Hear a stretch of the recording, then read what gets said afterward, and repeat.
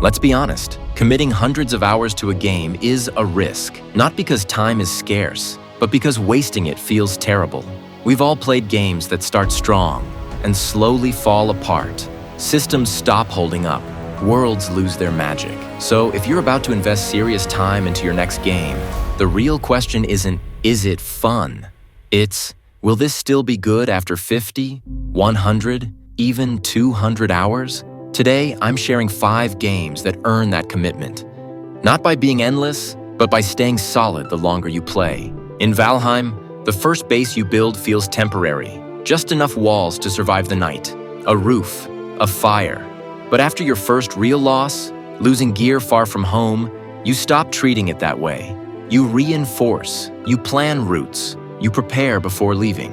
And somewhere along the way, you notice something else. The world reacts cleanly to what you build and destroy. Nothing feels decorative. Everything has weight. That's when Valheim stops feeling like a survival game and starts feeling like a place you're responsible for. There's a point in No Man's Sky where you stop checking objectives. You land on a planet simply because something about it looks strange from orbit. No mission, no reward, just curiosity. You explore for a while, and when you finally leave, you realize how much time passed without you noticing. What makes that possible is how smoothly the world keeps unfolding, flying, landing, exploring, without breaking the moment. You don't stay because the game tells you to. You stay because there's always another horizon.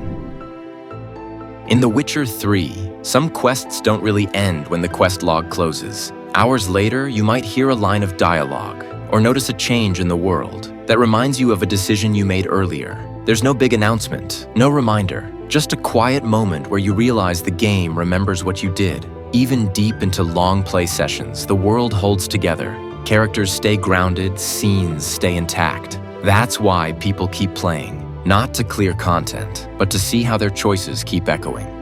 In Red Dead Redemption 2, you can ride into a town you haven't visited in a while, and people recognize you, not with a quest marker, just a line of dialogue, a look. Small things like that add up, until the world starts feeling less like a map and more like a place. You also start noticing how often the game lets moments breathe. Lighting shifts, weather rolls in, animations slow down naturally. You're not just completing missions here. You're spending time somewhere that feels convincingly alive. The first time you face a difficult enemy in Elden Ring, it can feel overwhelming. Attacks come fast, mistakes are punished. But after a few attempts, something changes. You stop rushing. You start watching. You notice timing, spacing, patterns. And at some point, the controls stop feeling like inputs. They feel like extensions of intention. That's why people spend hundreds of hours here, because the game keeps rewarding attention, not button mashing. So if you were about to commit to one long game next, which one would you choose? Let me know in the comments.